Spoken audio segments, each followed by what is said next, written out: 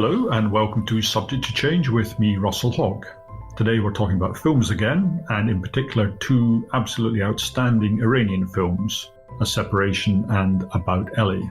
And I should say once again, right at the start, if you haven't seen the films, then maybe stop listening now because the discussion will be absolutely stuffed full of spoilers.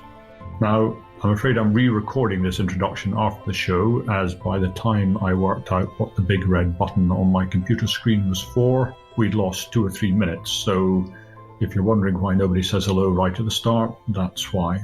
And on the show, I was joined again by movie experts Agnes and Abe Callard. Agnes brings her unique perspective as Professor of Philosophy at the University of Chicago, and Abe has a depth and breadth of movie knowledge which is just outstanding.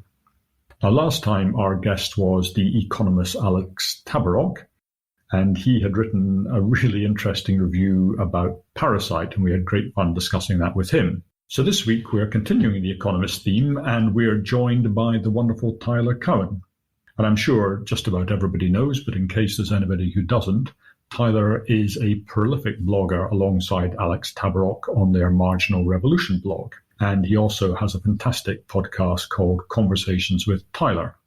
Now, one of the things Tyler does on this podcast is to ask his guests to answer underrated or overrated on music, books, films, and so on. So apart from our main films, Tyler will also do an overrated, underrated session with Abe, which I thought was great fun, and it led us on to talk about other films as well. Anyway, I really enjoyed our discussion, and I hope you enjoy listening. Okay, so let's get on and talk about the movies. So again, warning on spoilers. We're going to kick off with the Iranian movie A Separation, and I have some specific questions for everybody, but I don't know, maybe we just start off with something more general, and I'd just like to know from Tyler what it is about the film that you particularly admire. Visually, it's constructed extremely well. The way bodies and spaces are mapped out and composed, I find very impressive. It's a commentary on Iranian society at so many different levels. So take the very title, A Separation. Just watch in the movie how many times panes or sheets of glass are used to separate characters or separate situations or communicate meaning. But maybe the deepest and most fundamental separation in the movie, it's not about the couple. They're already apart, but it's a kind of class separation. So I think of the Straussian moment in the movie as when the girl is in the court and she's doing her homework and is asked a question about the Sassanid monarchy of the 17th century and gives an answer about extreme income inequality in Persia at the time. That's, of course, Farhadi's way around the censors, making a comment on the world he lives in. And the fundamental problem in the main marriage in the movie is simply that she comes from a much higher class than he does. Her family is much wealthier. She has fairer skin. Her family is able to bail him out of jail. He recoils at that. He won't even accept it at first. He would prefer to go to jail. And they inhabit different worlds. And the husband, Nadir, he actually in some ways stands between the two worlds. He's a bit like Hodjat, the working class husband who is married to the woman who cleans up their house. And the parallel between those two you see often. And then he's partly trying to live in the world of the much wealthier family of his wife, and he can't do it. The gulf between the two is too large. And the movie is showing in almost a kind of fractal way how that gulf is reflected in so many different parts of Iranian society, religion, and that shapes all the action, and just how deeply thought through and executed that is, with this perfect integration, not only of the spacing, but the rhythms of sound, how people talk, how they challenge each other, how they argue back. To me, sonically is so perfectly done that I just think the whole thing comes together in this wonderful blaze of glory. But yeah, that's it. I hadn't picked up that Simon's husband, Nader, was maybe of a lower social class than she was. That had escaped me. Part of the movie, the way he behaves, how he's almost willing to resort to fisticuffs. Who is willing to almost resort to fisticuffs and when in the movie is a recurring theme, not unrelated to About Ellie, I might add. And he's of darker skin. He's more temperamental. And again, he cannot bail himself out of jail. He has to go to his wife's family, a key moment in the movie.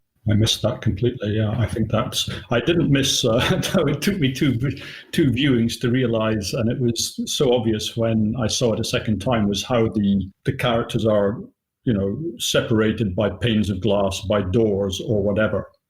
And it reminded me a little bit of a Japanese film I saw called The Pornographers, which is all about voyeurism, and and almost half the shots in that movie are through windows or through doors or peeping out from behind something, and that way of sort of reflecting the themes of the movie in the way it's shot was extremely striking the second time round that I saw Separation. And they're separated by religion also. So the scene when Nadir says to Hojit, God is for your type only. Again, very striking moment in the movie. So it's all the different layers of Persian society: income class, education, religion, behavior, gender, separations everywhere, panes of glass, the whole thing. And what did you think about this idea that they have in Iranian law, and I think in Islamic law, where in a sense, the criminal law system is to some extent privatized, so that you can exculpate yourself from the criminal law by compensating the wounded person or their family for what you have done. And if they then agree that they're happy with that compensation, the criminal case doesn't proceed. So in effect, you're privatizing the criminal justice system. Well, there is both, of course, civil and criminal law in Western societies. They're connected differently, but I didn't find that so novel. What's striking to me is how legalistic the whole movie is, how the law, both religious law and the formal political law, pervades every decision that people make. One of the funny parts of the movie is how well actually the legal system works. It's the one functional institution. The judge is fairly reasonable, given his limited resources, actually does a good job, isn't corrupt, and seems to want to get at the truth. And it's like a fast grants approach to lawmaking. Like, you have a law case, you walk in, your case is heard. They need to do an investigation. Well, they all just drive to, where the cleaning woman fell on the stairs. Voila, it's done. I was very struck by that too. So because I'm a lawyer, so I got in touch with an Iranian lawyer that I managed to sort of reach out to. And I said, is this an accurate reflection of the legal system in Iran? Because I was quite interested. It did seem like this was a much more accessible system in some ways than more directly accessible. And I sort of got treated to a tirade about the inequities of the Iranian justice system, although he was more talking about at the higher levels, I think, where he felt that things were both religious and highly corrupt. And if you were prepared to pay for justice, you could get it. Or more to the point, you could pay to get the decision that you wanted. And at that level, the decisions were both political and financial. So that was quite interesting to me.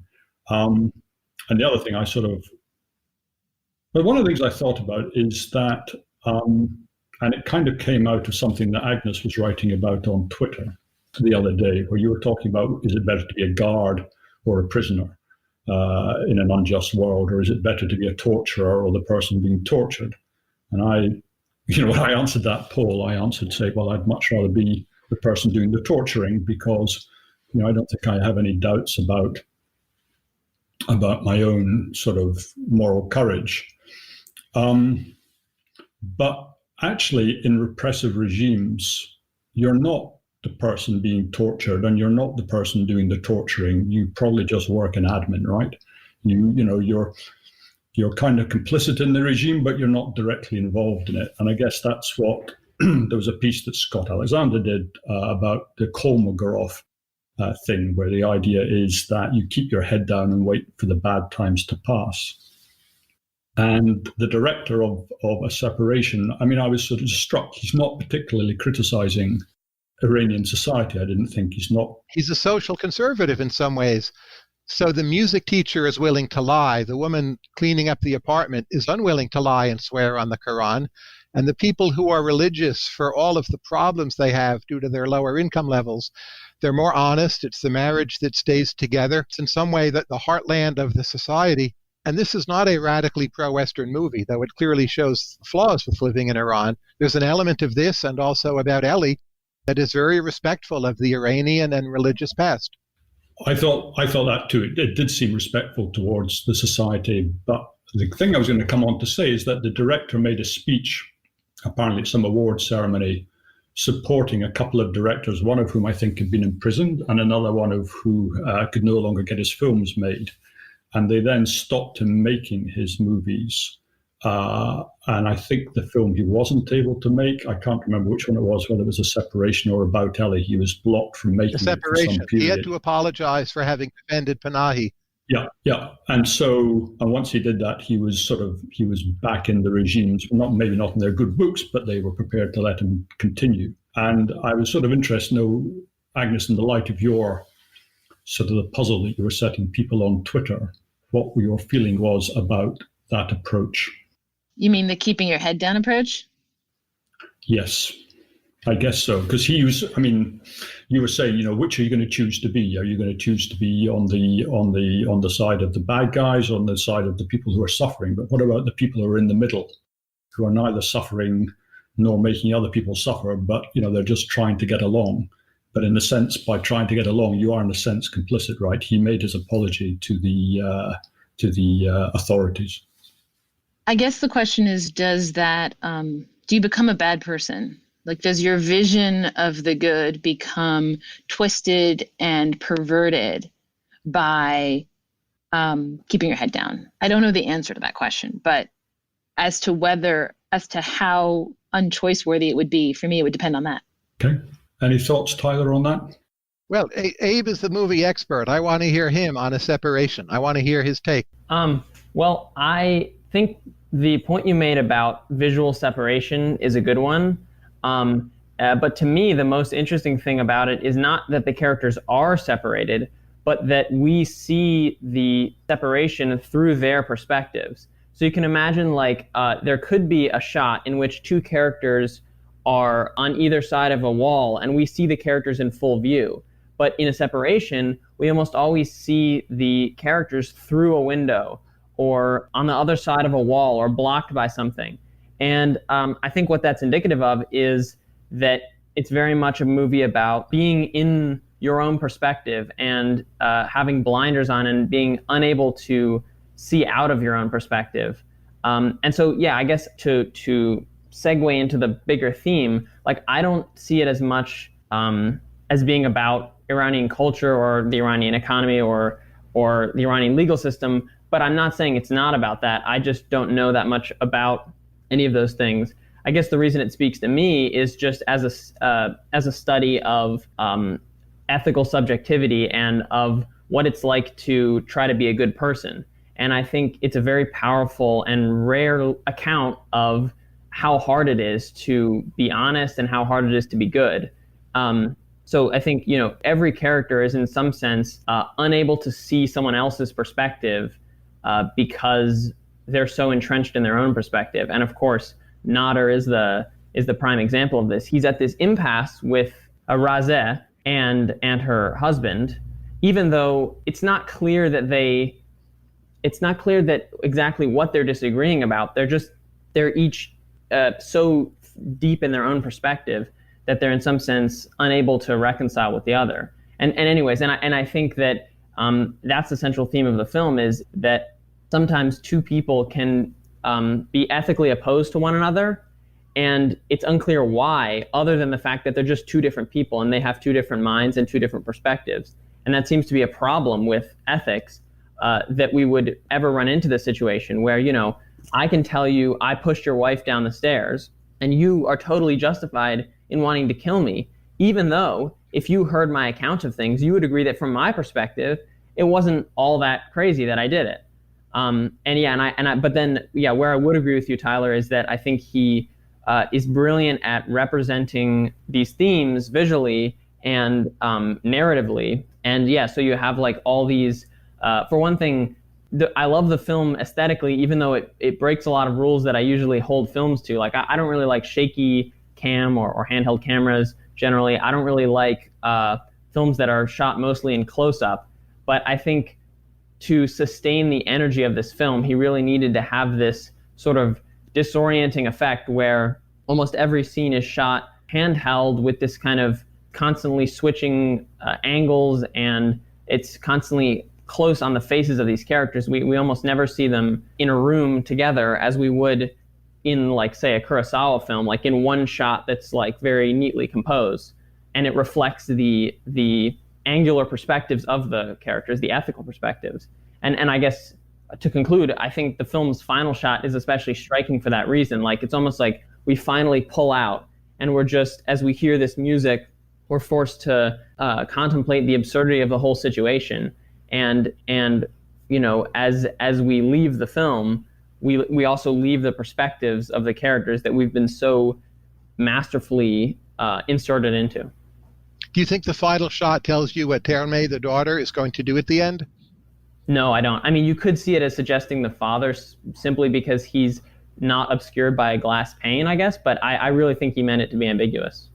My view is she goes with her mother and they move to Europe, and the successor movie that he made indicates as such in various skewed ways, and that the real separation in the movie is between the father and the daughter and not the couple who are always separated. But it's also the story of her growing disillusionment with him. She's like the perfect daughter, he's the perfect father, and she realizes he's a liar even though she sides with him, and that he's weak, and she needs to be the strong one to protect him and restore matters in the family. And that ultimately she also learns that Iran is in some ways a screwed up place to live, and that she's going to go with her mother to Europe, and that he's sitting far from her and she's sitting near the courtroom door, I think is showing that. I think there's one moment of real harmony between two people in the movie, and it's between the father and the daughter, and it is when she lies for him without him asking her to do so. And she's only really able to do it because he didn't prep her, right? The judge is surprised that she doesn't know what he wants to ask her. I don't think that Farhadi is such a moralist about lying. So I don't know that the fact that somebody lies and the fact that somebody else lies means that they're now bad people or disillusioned with one another. And I see that as this kind of incredible coordination between the father and the daughter that happens sort of wordlessly, right? In which they understand what they need from one another.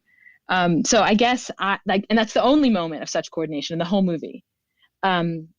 So for me, it's not at all clear that she's become disillusioned with her father. I felt, though, I read in a number of reviews that, you know, there are no bad people in this film, but I found Nader, as the film progressed, to be increasingly unsympathetic. He's given one majorly sympathetic trait, I suppose, which is that he seemed to care for his father. And it's very unclear to me how Seaman can be thinking of them leaving Iran when the father is in that state. I couldn't understand whether there was a point there that I was missing in the film, or whether that was just some kind of a random plot point. But other than that, he chisels the Razia, is it? When she's asking for the money and how far she has to go, and he's pretty hard-nosed with her. And then he's quite unpleasant to his daughter when he says to her, "If you think I'm guilty, then I'll go and pay the money." And that's a hell of a thing to do to your, whatever she is, 12-year-old daughter. She's not even 11. She's about to turn 11. Okay, so I think that's a terrible weight to put on her shoulders. And admittedly, it comes out slightly in the result, but then when he forces Razia to swear on the Quran, and there's sort of a slyness to this and a stubbornness, which in a way is the motor that's sort of driving the whole, the car over the cliff, is his attitude. So I found him, apart from this one point that he cares for his father, I found him to be the only bona fide villain in the piece. I just wondered if people agreed. Maybe perhaps the film is a bit of a litmus test, because I find him to be the most sympathetic character. And interestingly, I don't find him caring for his father to be particularly sympathetic, but I do find almost everything else to be sympathetic. I will agree with you that the move of pushing the weight of this choice onto his daughter is not a good one. That's definitely a moment of, that's definitely a misstep for him. But I think, as with all of his other missteps, it's an extremely understandable one. And I think we've all done this thing before where we lie to ourselves and tell ourselves that we're being kind to someone by letting them choose something, when in fact we're being cruel to them because we're pushing this responsibility onto them that we should take ourselves. But like, I don't agree with you, for example, that making Razia swear on a Quran is a bad thing to do. I think it's clearly not bad because she doesn't swear, because she's not sure, and so clearly his action had a good explanation there. And the final separation in the movie, I think, is the daughter leaving Iran. That she starts off thinking they can be one big happy family if only she works hard enough at it. By the end of the movie, she's learned she has to choose classes: the world of her mother, which will involve living in Europe, very different life, or the world of her father. And she sees enough about Iran, including the other family, to realize that much as it tears her apart, she will be separated from her country. Is there enough in the film to justify that? You mentioned that there's another successor film which sort of suggests that was the director's vision. I forget the name of the sequel. I didn't think it was a great movie, but it's a story of a couple who divorce and they've moved to Paris. And I took that to be kind of Talmudic commentary on a separation, saying in essence the thing to do is to leave. And keep in mind the final scene of a separation. They're dressed in black. They're probably mourning. Nadir's let his beard grow. So probably his father has passed away. And that's not an excuse they can use anymore for not splitting up. Like, he will either go with them or he won't. So they're confronted with an actual choice now that the father has passed on. And I think there's no way to read it other than that to think they split up. But funnily enough, there's another Iranian movie. It showed in the US earlier this year, the one set in the Iranian prison system, the highest grossing Iranian movie of all time. And the actor who plays Nadir plays a prison guard in this movie. And he narrates some kind of meta-commentary on a separation where he says they ended up divorcing, but also says much later they ended up remarrying. So there's a kind of ongoing folklore in Iranian cinema itself, offering ex post commentary on a separation with maybe somewhat conflicting different points of view, but precisely because this has become canonical. Like, it's this question, but I think it has to be they split up. They definitely split up, but does the daughter go to Europe? That's the question. In my opinion, yes. I think it's striking how little Europe comes up in the movie. It comes up at the very beginning and there's no mention of it. It's almost as though it's forgotten. I really disagree with Tyler that the couple is broken up already at the beginning. I think that there are all these moments along the way where all Simon wants is for Nader to say, I want you to stay. I need you to be here. And what he does is tells the daughter, it's not a big deal. Like, it's no problem, right? And there's that scene where the mother leaves and the daughter says, like, she was going to stay. She had her stuff in the car. And I think we're supposed to feel the urgency of that part of what is going on here is Nader is unwilling to, like, he wants her to be free in a sense, right? He's unwilling to be dependent on her. And then he ends up, I think you're right, it's very significant that he ends up being financially dependent on her in this way that he finds humiliating, right?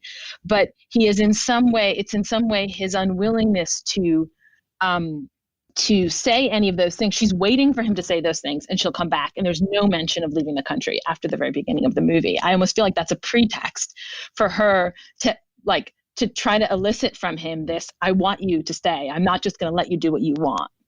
I think that unwillingness is emblematic of one of the central themes of the movie, which is, to put it simply, pragmatism versus, rule-based or deontological ethical worldviews. And essentially, what he's a very deontological thinker, and so he, with some exceptions, but in the opening scene, we see he says, "Leave if you want to. I'm not stopping you from leaving." And it's this very kind of cold but also rational way of dealing with other people.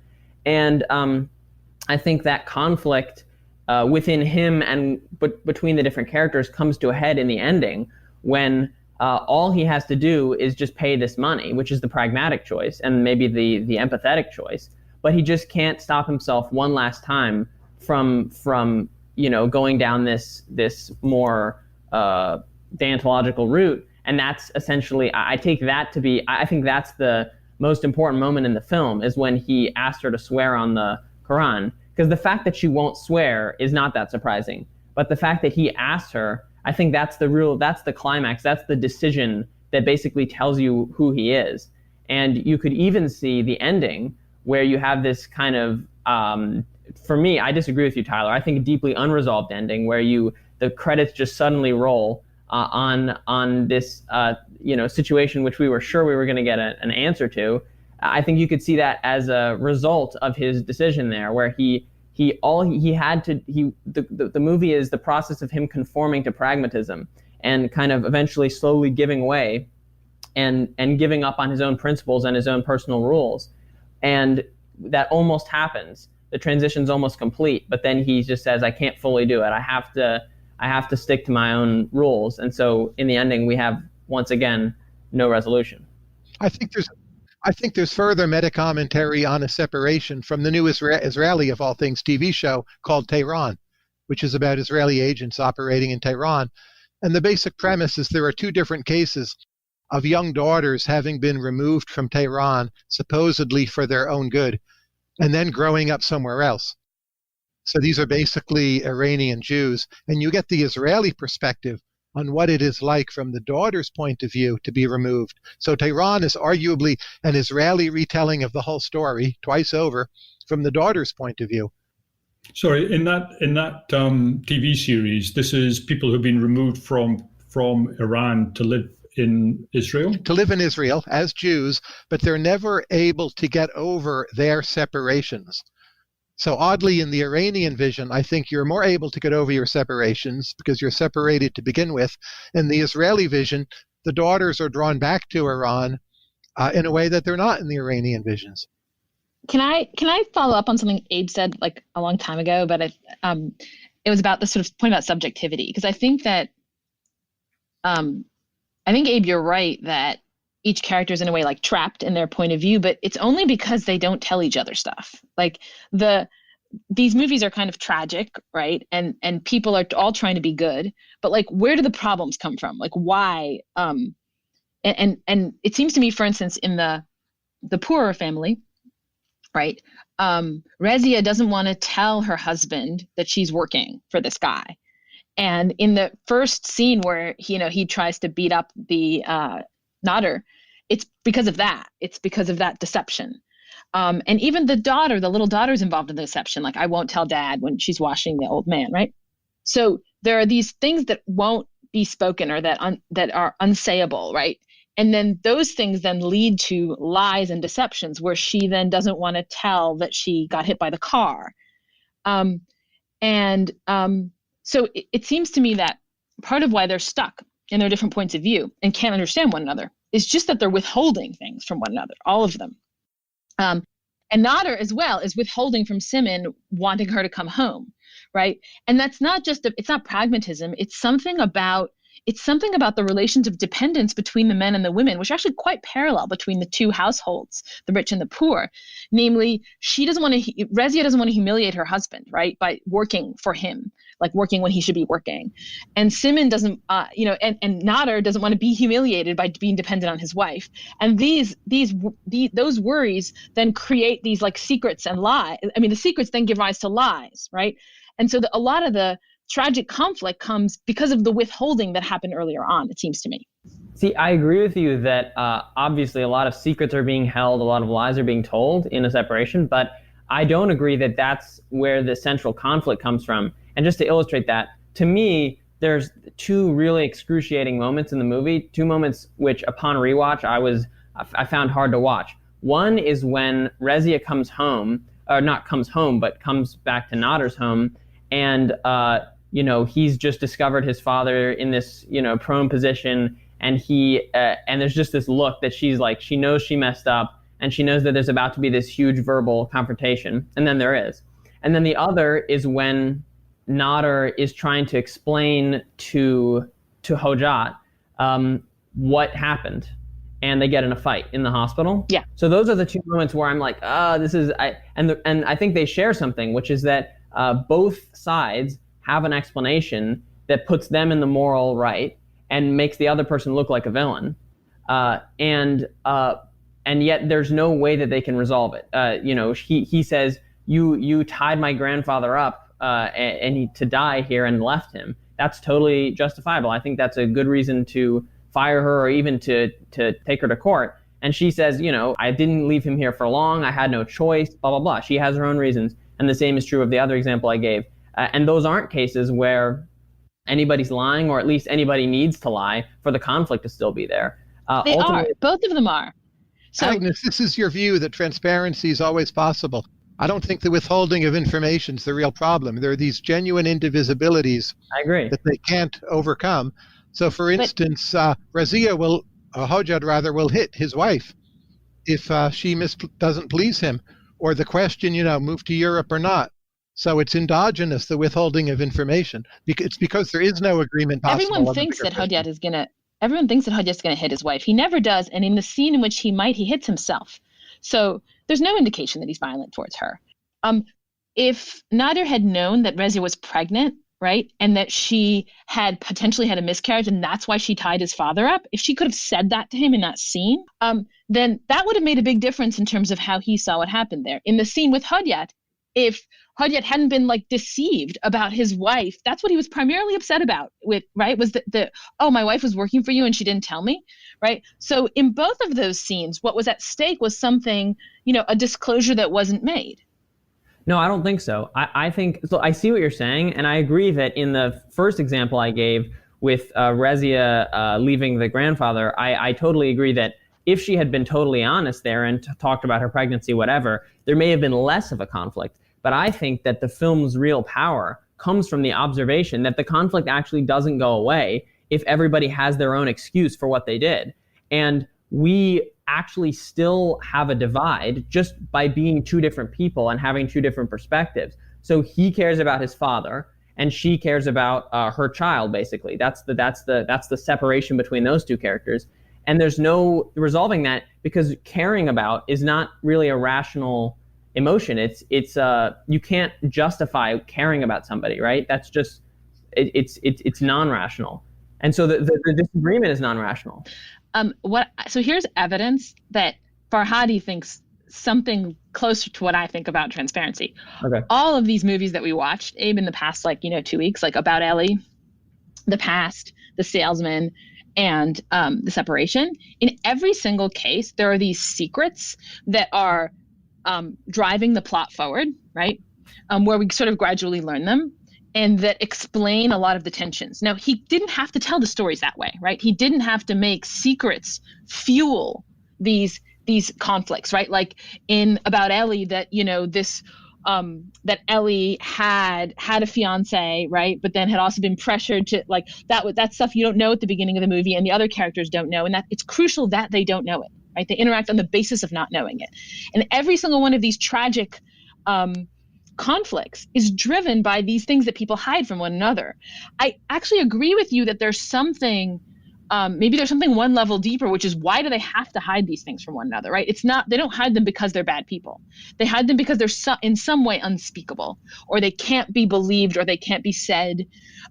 But I think he's really interested in that phenomenon, in that, in A Separation, it seems to me the moment where that really comes out is where Nader explains to his daughter why he can't just tell the truth to the judge. And he's like, the truth is that I didn't think about the fact that she was pregnant while I was hitting her. But I can't say that to the judge. It's not a sayable thing to the judge, right? And that sort of thing, where there are things that might be true, but you can't say them. That's underlying all of these conflicts. It's not just that people care about different things. Well, but his decision to lie is not just based in the fact that maybe he wasn't thinking about her pregnancy when he pushed her, but also that he doesn't want to go to jail. And that doesn't have anything really to do with secrets. The point is that's a pragmatism versus rules dilemma, right? And I agree with you that, of course, Farhadi is very interested in secrets. I mean, secrets are narrative gold, so any director should be interested in secrets. But I mean, for example, in About Ellie, I think you have a moment similar to the one that I was talking about at the end of A Separation, where the woman has to make the decision. She has to choose between Ellie's reputation and between the group's reputation, basically. And she chooses the group's reputation, partly because of peer pressure, partly maybe because she wants to save her own standing. And that of course, the movie has been based around secrets, but that decision is just an ethical decision. It's not something that would be resolved, or at least the principles there are not resolved by the fact, by us being able to say whatever we want to say. because the effect would. Sorry, go ahead, Tyler. No, I was going to talk about Ellie, but finish what you're saying. No, please. I was just rambling. Go ahead. I think of About Ellie as further evidence for his social conservatism, and it's about partly the blindness of Iranian upper classes and how they've lost a sense of religion. So Iranian society is just seeped in the whole notion of martyr, as indeed their version of Islam is. One of the things I read when I was looking in About Ellie was that apparently they were turned down for a Japanese film international film festival because the organizers felt that this view of Iranian society was not something that a Western audience would comprehend as being Iranian life, and I guess because it would have come across as so Western. And you're sort of contrasting the middle class values of the people that we see in that film with perhaps the more conservative values or the values of the clergy. But I don't see that anywhere in the film, so I'm not quite sure where you're getting that from. Well, to be clear, those are upper class people. You'll read on every website that they're middle class, but they're not. They went to law school, they're upper class, they have upper class mores. The Shiite religion, a key idea is the notion of martyr. It's central to Iranian propaganda. The whole notion of the vanishing imam and martyrdom, it's what makes Iranian Islamic thinking differ from most of the rest of other Islamic countries in the Middle East.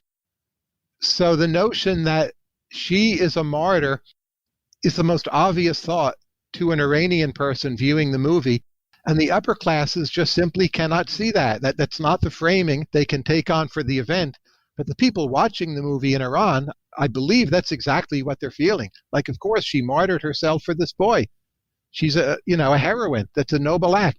She should be religiously respected and revered in some way, and she never is. And there's this great act of rejection of her from the group to preserve its own identity, to preserve its own solidarity, and this inability to pick up what would be very normal Iranian Muslim Shiite framings of the whole event. That's just my subjective point of view, though. So others may speak differently. I was certainly very struck by the fact that they were extremely ready to blame Ellie for what had gone wrong, with reasoning that I found quite hard to follow at the time. And maybe that's part of what you're saying. Why was it so important to the film? And maybe Abe, you can tell me this. I couldn't quite follow it.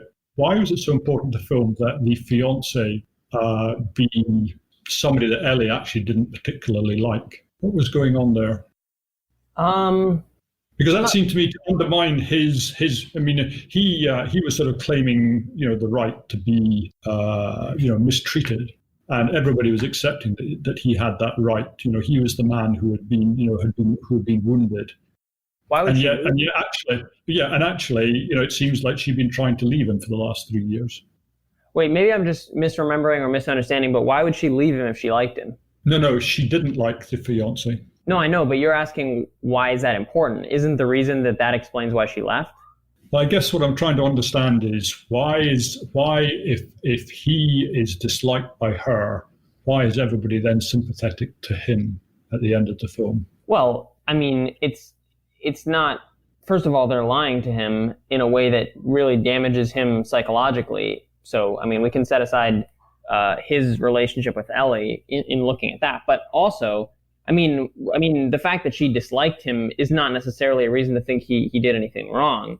Relationships grow apart in many cases naturally. So the real tragedy, I think, is somewhat similar to a separation, which is just that you have these people who didn't really do all that much wrong, but we can totally see how, from his perspective, it seems like what they did was terrible. They spirited his wife away, tried to hook her up with some random guy while they were still married, right? So I think there's a similar thing about, I agree. I disagree with my mom that I don't think that that situation would be resolved by fully explaining everything.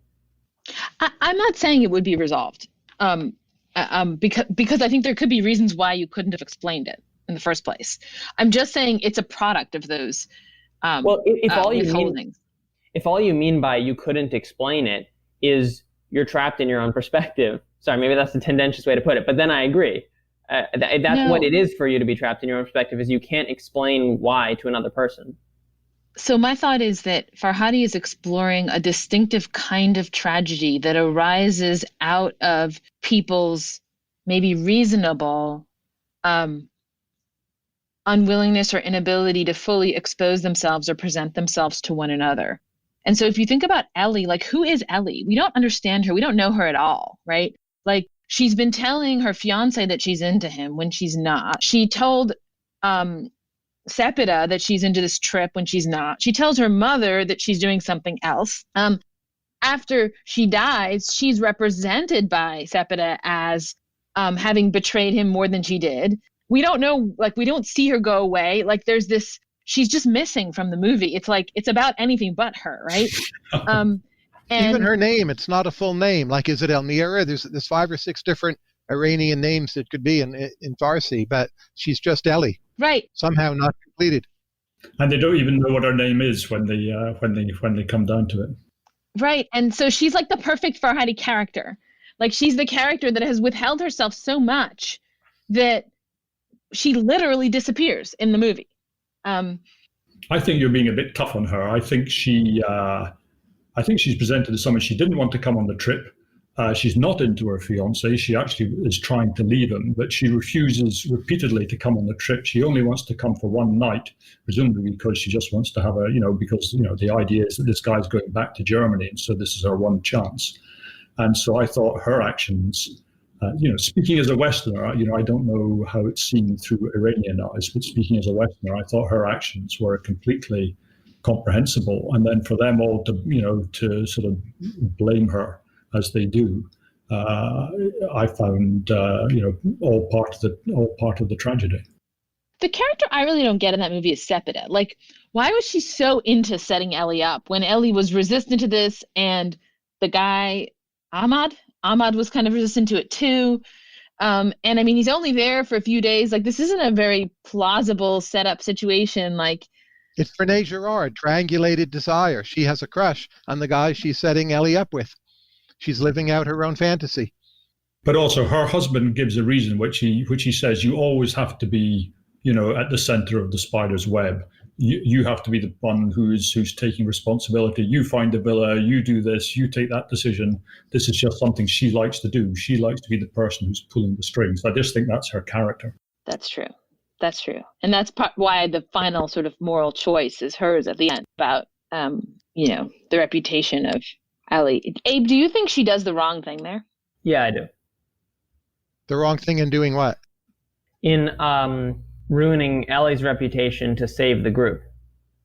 But I'm taking that as being tangential to the truth, because if I remember correctly, we don't actually know, do we know whether Ellie actually protested about going on the trip?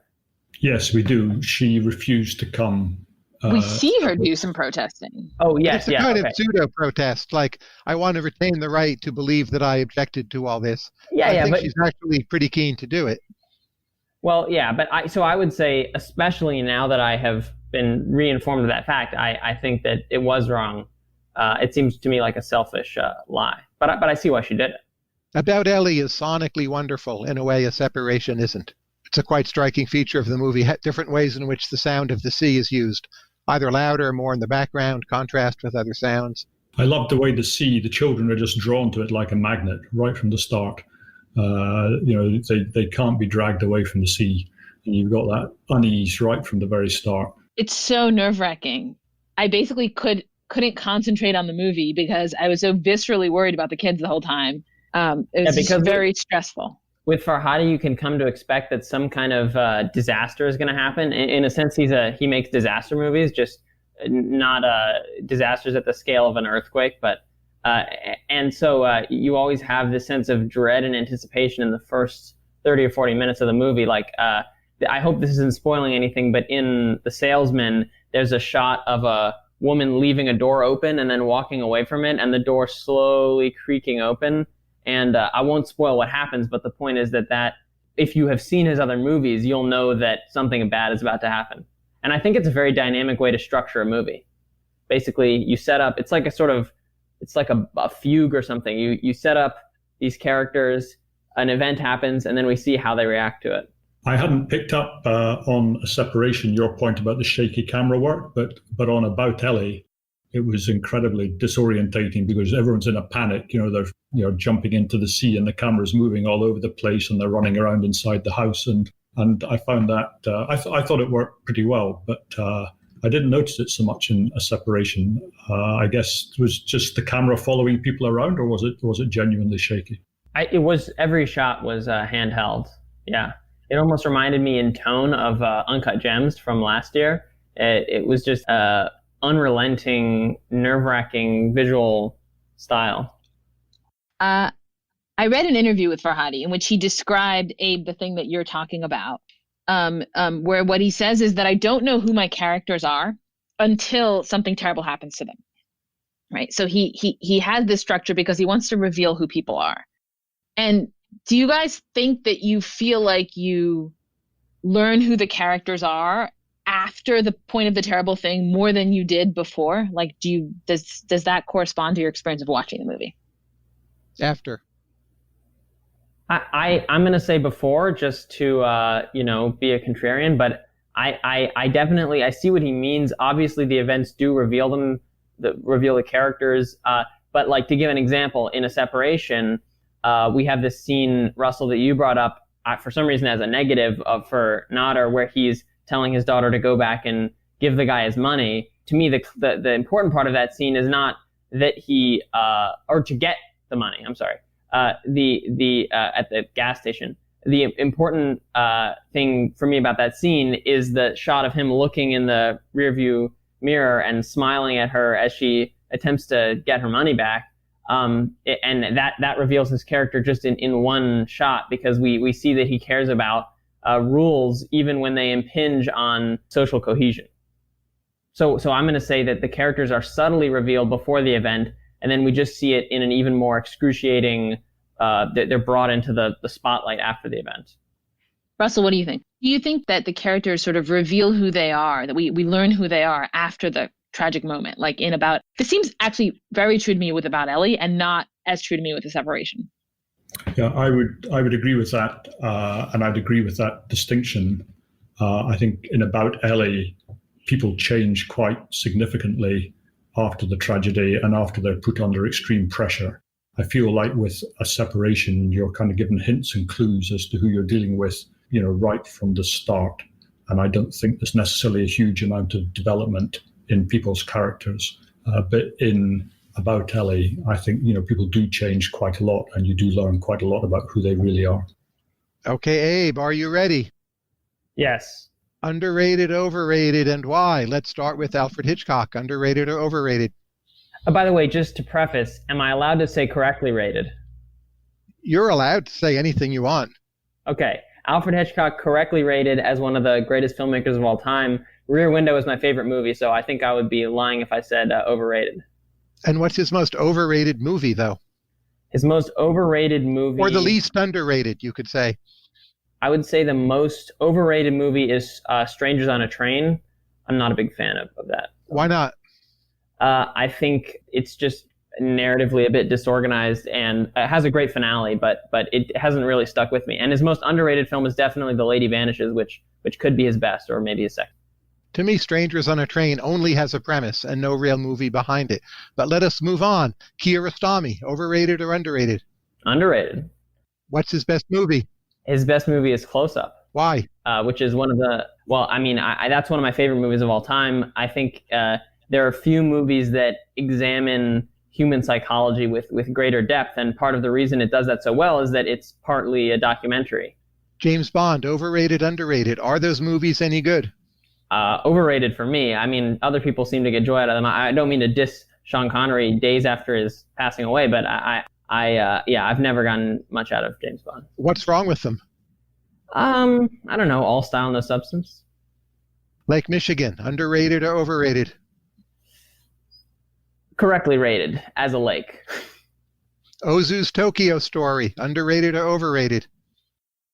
I want to say underrated, but the answer is probably correctly rated, as it was voted the second best film of all time by the Sight and Sound poll in 2012, but that is the correct rating for it. Why is the rest of his body of work underrated compared, say, to Kurosawa? Well, people perceive it as just kind of inoffensive and repetitive. So, Kurosawa, every film is different. Every film is bombastic. There are these big epics, and Ozu basically just made the same movie over and over again. But they're all great. Michael Powell, underrated or overrated? Underrated. Big fan. Colonel Blimp is one of my favorites. Colonel Blimp, to me, goes on for too long, and it's too British. I don't enjoy it. Apologies to our guest. I love Matter of Life and Death / Stairway to Heaven. That's my favorite. I don't like Stairway to Heaven, but Colonel Blimp's one of my favorites. What's wrong with Stairway to Heaven? Well, it's a very, very strange movie. There's good things about it. The Technicolor is wonderful. The set of the heaven is obviously wonderful, but there's a very strange, it digresses into Anglo-US relations in the last 30 minutes, which really has nothing to do with the movie. And it's a bit simplistic. It's all a death fantasy, as I view the movie. But Fanny and Alexander, overrated or underrated? And you need to specify if it's the 6 or the 4-hour version you're talking about. So I've only seen the 6, but underrated is definitely Bergman's best movie, and I think is sort of the culmination of his powers, because I actually think a lot of his movies are overrated, but I think Fanny and Alexander is the one movie where all of his skills as a visual filmmaker, working with Sven Nykvist, and as a storyteller kind of coalesced into something really magical to me. And one final question on the Abe Callard production function. How is it that you manage to watch 3 movies a day? Doesn't it make you gluggy and you lose your mind? How do you do it? Well, I've basically just stopped viewing movies as a sort of an emotional experience, and I've started viewing them as like I don't know how to put it, but basically at this point I've watched so many movies that I'm kind of waiting for something to jump out at me, and when it does, I become very emotionally invested in it. But I don't naturally invest myself in any movie that I see, and I think the difference is that for most people who see maybe, I don't know, one movie every 2 weeks or something, they will automatically be very invested in anything they watch just because it's an occasion. But for me, I'll just put something on. If it grabs my attention, then I'll pay attention, basically. But I mean, I've a lot of movies. I know within the first 5 minutes that it's not really going to be for me. That's it from me. Thank you, Abe. Can I ask Tyler a question? Please. I want to ask Abe a quick underrated, overrated, because... Okay, you go first, because that's more continuous. Makoto Shinkai and Your Name, underrated or overrated? Sorry, I didn't hear what you said. Makoto Shinkai's Your Name, underrated or overrated? That's an anime film. Yeah, I haven't seen it. You need to see that. It's Japan's top-grossing film of all time. Yeah, highest-grossing film of all time. Sadly, beating Spirited Away, which should always be the highest-grossing Japanese film of all time. No, I like Princess Mononoke better than Spirited Away. I agree with that 100%. Mononoke was a much deeper film. Spirited Away just seemed to be things happened and then some more things happened. And Mononoke is more kinetic in an energizing way. Mononoke is like is solid, but it's like a lesser filmmaker trying to approximate the magic of Spirited Away. I like Totoro too, subtle and simple. Abe had a great point about they rewatched it recently right before Halloween because Izzy, our youngest, was one of the characters for Halloween. So he's doing research, as he said. So that the movie, there's this amazing like freeness about the movie for like the first 2/3. It just kind of keeps going off in weird directions, and then it has to get pulled together at the end, and it's the pulling together that's problematic, like the moral of the story. That I found that really that really raised my estimation of Spirited Away, to think about it that way, to think about it as he has trouble creating a moral to the story, but his genius just lies in the unraveling of the threads in the first 2/3. Did I represent your view correctly, Abe? Yeah, sure. Yeah. I mean, I think that the first 2 acts of Spirited Away are some of the greatest filmmaking of all time. And I would rank it among the best films ever made, if not for the 3rd act, which as you just explained, I think is a bit shoddy. But I think that's a problem Miyazaki has with a lot of his films, is that they just sort of stop. Kiki's Delivery Service, for example, it just kind of comes to an end. Yeah, I agree. I think he's primarily a a genius, and what he needs is a non-genius to sort of wrap up the threads that he's put down. Tyler, my question for you is, how do the two movies that we talked about today are both in a way tragedies, right? And if you think about them I almost feel like in the spirit of like more of classical Greek tragedy, even than Shakespearean tragedy. In Shakespearean tragedy, the characters like kind of explain what's tragic about their philosophers. They explain what's tragic about their situation. But in Greek tragedy, they're just kind of living it out. And I think in Farhadi, they're also just kind of living it out. What I want to know is, how do economists think about tragedy? How do you, as an economist, how do you analyze tragedy? Economists do not analyze tragedy very well. I think of the two Farhadi movies as not classical tragedy, but Islamic tragedy. A separation, you'll notice at the beginning, the talk of 40 days, right? Which we associate with Moses on Mount Sinai, but that's significant in Islam, no less than in Judaism and Christianity. But I think in economics, it's hard to draw distinctions between what is determined and what is free will, and the unfolding of a chain of events in ways that play upon that tension.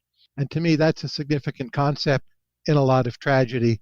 So it's all built in up front in economic models. And I think that's what hinders us from really having a good sense of tragedy at all.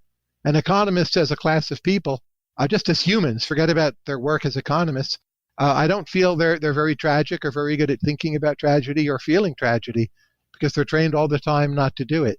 So I don't think there's a good rational choice paper on tragedy, and maybe it would be hard to write one. Are we satisfied with that, Agnes? Mm-hmm. Okay. It'd be quite interesting, Tyler, just to hear a little bit about your views about where cinema is going in the world, in America, with the COVID thing, and also something I'm interested in, the extent to which the kind of cinema that I enjoy, and maybe Abe enjoys, that's maybe a bit unfair, maybe you enjoy, to what extent it relies on subsidy, and what's the future there? I don't think quality cinema necessarily relies on subsidy. If you look at European movie making at its peak, arguably in the 1960s, subsidies were quite low. It's later periods when subsidies become high.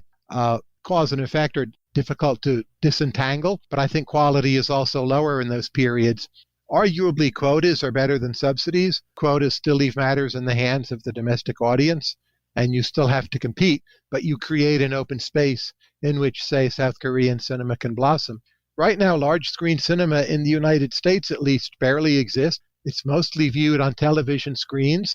That's fine, actually, for Fanny and Alexander, but for a movie such as, say, Tenet, or for a Tarkovsky movie, or for much of cinema, Rear Window, for instance, is much, much better on the very large screen.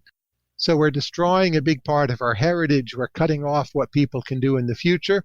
I just hope that when it's all over, people snap out of watching Netflix and go back to seeing movies in a theater once again. It's not what I expect, frankly, but I think we're incurring a tremendous loss. What was the 20th century's greatest creative and artistic genre, we're euthanizing because we say we sit on our sofas and we watch things on TV.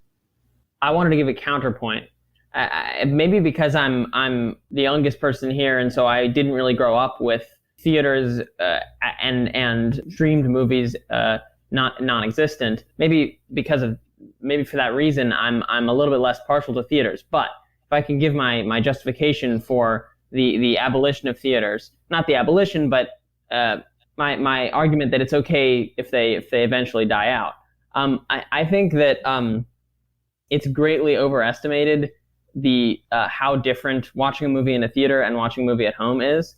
You know, one argument you could make is that in a theater, the screen is bigger, and so you can just look at the details more, right? Like you can just sort of take it all in. But I actually don't know how true that is, given that you're closer to a computer. And the same thing is true of sound. Like you're closer to the computer than you are to the movie screen when you're in a theater. So I think you're getting a very similar visual and oral experience. Maybe the difference is that you're not sitting with a bunch of people. And I think that movies moving away from theatrical releases is a good thing, because it means that services like Netflix and Amazon and Hulu can flourish. And those services are currently commissioning movies, which wouldn't make a lot of money in the theater, just because their model allows them to be a little bit more weird, a little bit more, a little bit less, safe. And so, anyways, yeah, I have never. There's like one or two movies, maybe 2001: A Space Odyssey, maybe Lawrence of Arabia, that I think you need to see in the theaters. But I think pretty much everything else you can watch on a computer. But I did have one question for you, Tyler. Are you a Tenet fan? I hadn't seen a large screen movie for so long. When I went, I had a great time. I'm not sure it holds up. It's absurd. It is absurd. It does do things with chase scenes and explosions that have never been done before, which is hard at this point. And I give it credit for that. And it had a lot of self-confidence. So I'm willing to sign off. If you haven't seen a movie in 7 months, yes, you'll really enjoy it. That's my final evaluation. I would not want to defend it in a debate. What about the fact that it appeared to be channeling James Bond in a really bizarre way? Not even Jason Bourne, but James Bond. I didn't find that interesting. I think some of the early Bond movies and a very small number of the later ones are quite good. And this just seemed a watering down, a globalized version. Well, we can't put sex in because they won't show it in the Chinese theaters then. Everything just very generic. To me, that was a negative of the movie. And the characters didn't come to life for me. All the interesting things in the movie were conceptual and visual and on the screen, and things running backwards and forwards at the same time, probably in a way that would make David Deutsch's hair curl. But still, I hadn't seen it before. So it was like Sherlock Jr., which, some of the early silent movies actually did similar things. Sherlock Jr. And it was a throwback to them. I enjoyed that. I thought it was one of the worst movies in years, and I appreciate your more subtle position on it, that, well, it's a great spectacle, maybe a flawed story, but I think spectacle is terrible, the visuals are terrible, storytelling is terrible, screenwriting terrible, the acting by John David Washington and Robert Pattinson, very, very bad, and Kenneth Branagh. Yeah, I was amazed because I've always been kind of a Nolan hater. Like, I've always thought that he's wildly overrated. If we were to have inserted him into our overrated, underrated. And in a way, I was vindicated by this movie, because it seems to me everything terrible about Nolan, crystallized into a single movie, like his obsession with like needless plot details and his total lack of visual talent.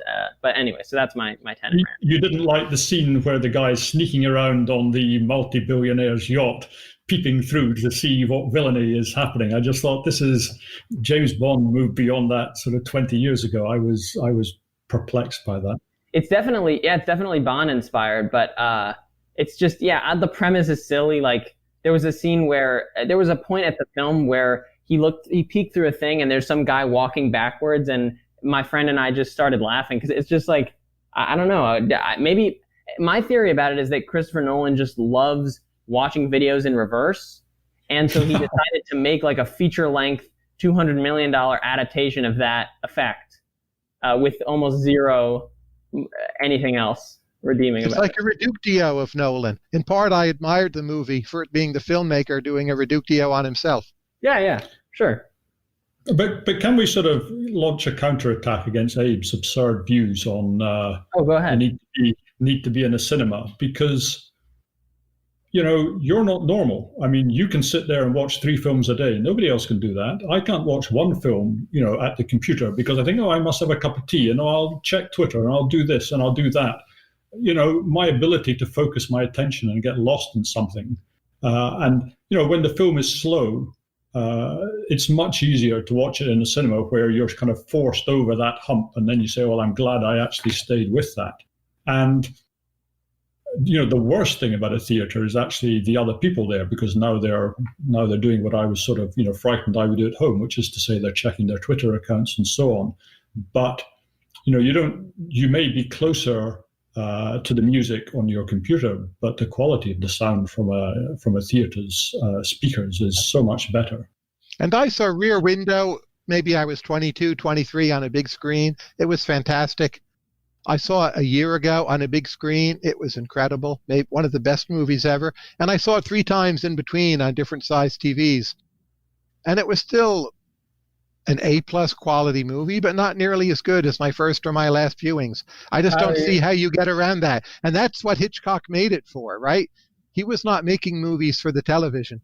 Tyler, you're rubbing salt in my wounds here, because you're telling me that my favorite movie, which I've never seen on the big screen, should only be seen on the big screen. And so I feel like I must at some point see it on the big screen. I'm now promising that I will. For $100, you can. You walk into a cinema with the Blu-ray, pay them $100, they'll run it for you. Hang on, just talk me through this thing about you're hiring the cinema, because you mentioned this before and I kind of just passed it by, but what's the economics of that? Well, it's different in every state, but in most states of the U.S., cinemas are open with limited numbers of viewers, but no one wants to go to movies with strangers. So they're renting out their screens. Where I live, which is a pretty high rent part of the country, it costs $100 or $120. You bring the cash, you bring your DVD, your Blu-ray, and they show the movie for you. You might just watch it yourself or with a small number of people who are in your bubble. And they don't have to share any revenue with Hollywood, of course. It's not a bad deal for them, especially if it's done off peak. And right now, that's how people are watching movies. We saw Yi Yi, the Taiwanese movie, also one of the best movies of this millennium. Incredible. You must see it on a big screen. If there's any movie you, Russell, cannot watch on a computer for 3 hours, it's Yi Yi, believe me. I watched it on a computer for 3 hours and I did not enjoy it. So maybe that proves your point. So try it with Rear Window. Movie theaters are too loud. So for me, the big advantage is the sound on the computer, which is, Abe and I squabble over this whenever we watch movies because I'm constantly turn down the volume. But I have to wear headphones, noise canceling headphones in the movie theater so that I don't hear as much sound as there is. I just feel like there's way too much sound in the movie theater. So for me, it's a plus that it's a different oral experience.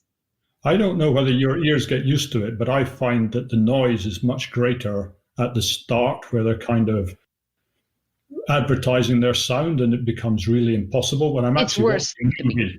Yeah. I love loud, for better or worse. I don't. When I hear loud. that Dolby thing or Star Wars or the movies that can get really loud, that's great. Maybe one reason that we disagree about this is that I tend to like comparatively modest movies in terms of like that don't have a lot of spectacle and that don't have a lot of I don't know, like there's this specific kind of movie maybe that's good to watch on a big screen, like Tenet being a prime example, where it's just this kind of assault on your senses and it's like this visceral experience, and people are like, I staggered out of the theater and I just don't know what to say about this. And my favorite movies usually are movies where you could watch it at home. It's nice. It's not like this life-changing like acid trip experience, but then like it stays with you. I don't know. Like Goldfinger is a flawed movie, but on the big screen with good colors, it has a glamour, quite entrancing, and sucks you in a way I don't think it could, even on a fairly large TV, much less a computer. And what about a film like One Cut of the Dead, which, when you're in a big audience, enjoying the film together, it's an absolute blast. And I think watching it on your own on a computer, it's still fun. It's still a nice film. But I just wonder if you get that same sort of enjoyment that you would get by watching it together with a lot of other people. I mean, I get that when I'm watching something with my family. I don't really particularly care about the reactions of like some strangers, but like I think that if I'm watching it at home, as long as I'm not totally alone, then that effect is preserved. Right. I like to watch movies alone. You don't let the crowd bias your interpretation, especially for comedies. But is not laughing together just part of the fun of it? Not for me, no. I'm very happy it's hard to see a movie alone in the pre-COVID days, but if you can, I think I saw Princess Bride. It was either alone or virtually alone. And that felt much more moving to me. Another movie, much better on the large screen. There's a sense of a kind of elegiac sadness at the end of it, where I think on a small screen it's just a good, fun movie. I must admit, the one thing that does annoy me when I watch a film in a theater is that I think, no, you're laughing, you should be smiling. And that enrages me when people are laughing out loud at bits which I think are just, appropriate to smile in a knowing way. But that's maybe one of the more infuriating cinema experiences of my lifetime so far has been going to see. I've seen 2001 in theaters many times because that's a movie that I love. And one time I went and there was this sort of crowd that was laughing at everything in 2001. They were laughing at the scene where Hal dies, which is to me like one of the saddest scenes in all of filmmaking, and every other scene. And I don't understand. I mean, I think it was mostly like college students. I don't know. Maybe they're too cool to appreciate it, but it like ruined the experience for me. So I'm going to laugh next time unintentionally now that you said that. But I saw Heathers in a crowded theater, and the crowd in some ways ruined it. It's a very good movie. They were laughing at tragic moments. Yeah. Or mixed moments, or I would have preferred to have seen it alone. Yeah, I agree. Right. And Kubrick, is 2001 your favorite of the Kubrick films? What about Barry Lyndon, for example? 2001 is my favorite Kubrick. My runner-ups would be Eyes Wide Shut and Barry Lyndon, and The Killing. I've not seen these. Only Clockwork Orange is a failure in my view. Yeah, that's a movie where when I first saw it, I liked it, primarily for, like, I thought it was interesting thematically. And then the more I think about it, the more I think it's a bit of a shallow. It exploits the viewer in a way I don't feel one should be comfortable with. And it turns out it's actually not prophetic at all. What it thought we were turning into is just flat out off base. Crime rates fell, right, once that movie came out, basically. I like being in the theater with other people when I dislike the movie, because then it's like a shared suffering.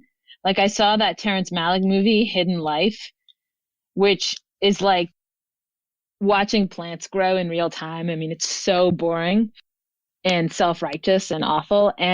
But like the fact that I was suffering through it with these other people who also had to sit there for several hours just made it a lot better. And watching it alone would have been totally wretched.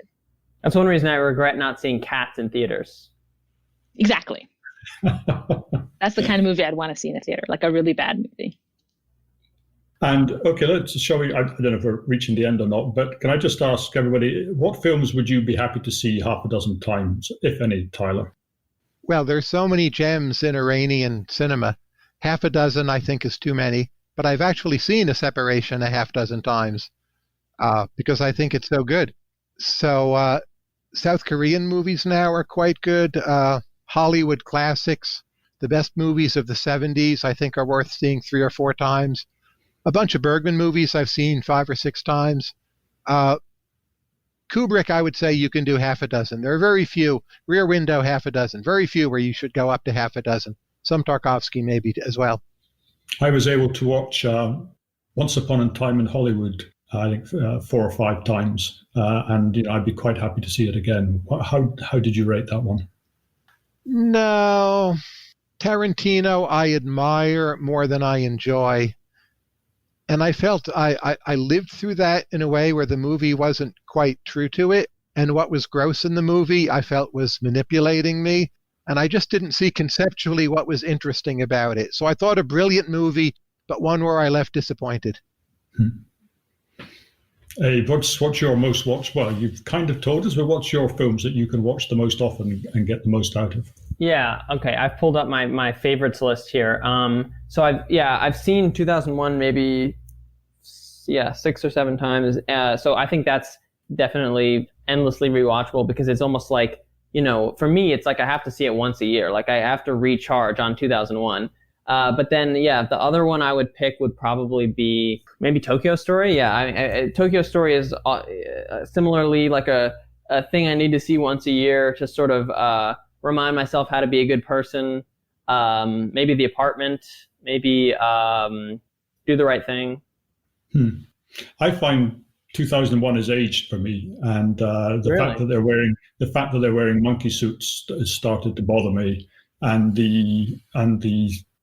I am quite happy with slow-paced films, but for some reason I'm less happy with the pace in 2001. So I used to really enjoy that film, but I watched it again for the first time in a long time, maybe a couple of years ago, and I was and I was quite disappointed. So I don't know. I find it remarkably unaged. Like, I think most movies from that time period, late 60s, early 70s, look very aged to us now. But I mean, yeah, I think Kubrick was very prescient in terms of what space travel will look like. And I mean, I guess the monkey suits don't seem that unrealistic to me. But Tyler, what was your take on 2001? I'm a big fan.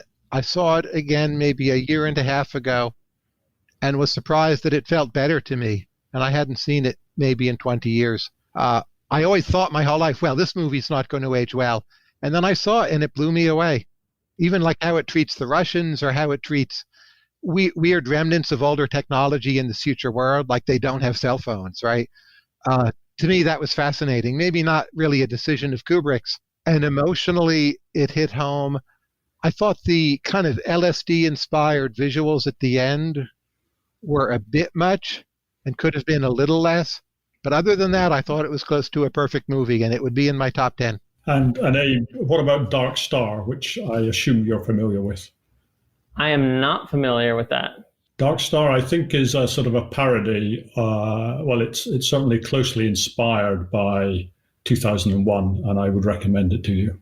This is the Carpenter movie. Correct. Yes. Yes, Okay. it's good. Yeah, I recently rewatched The Thing, and then I saw Halloween, and I didn't like Halloween, but I love The Thing. So I'm currently Which The Thing? The first or the second? The second, not The Thing from Another World. Yeah. They're both excellent, I think, but I prefer the second. Yeah, I thought Halloween was surprisingly overrated and dated. I don't like most horror movies. Yeah, me neither. Maybe that's my neurological flaw, but I've seen one movie a lot of times. I don't think it's worth seeing a lot of times, but there is just one movie that I've seen a lot of times, and that is a movie called Harold and Maude from like early 70s. And I watched it in high school. I don't know, I must have been like a freshman in high school. And it was my first encounter with a weird person. Like, this guy is obsessed with death, and he's like a teenager, and he's like in love with this old lady, and he's just very weird. And I was amazed by that. I was amazed that there could just be such a person. And I just kept watching it over and over again. I didn't watch it after high school, but during high school, I'm sure I watched it at least 10 times. Anyone I met, I would be like, we have to watch Harold and Maude. So that's the movie I've seen the largest number of times. it's a psychometric test movie. That's what I call it. What does it test for? How a person responds to someone really weird. And it's the test you want to run on many people. Not everyone, but some movies are that way. Some comedies. Like, do you think this is funny? You're testing you don't intend it as a test, but that's really what you're doing. Mm. Okay. I think we've covered far more ground than I even thought was possible, and far more movies than I thought was even possible. And we haven't even scratched the surface of what Abe has watched over the last 10 days. Never mind. So anyway, well, thank you very much, Tyler Cowen, and thank you very much, Abe and Agnes Calland. Thanks for having me. Russell, Abe, Agnes, thank you all. Russell, hope to meet you someday. Thank you. Maybe with a big screen in front of us. And in our own personal theatre, obviously sitting quite a long way apart so we don't, interfere with each other's enjoyment. I recommend it.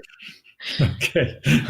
Take care, everyone. Bye. Take care, Tyler. Take care. Take care. Bye.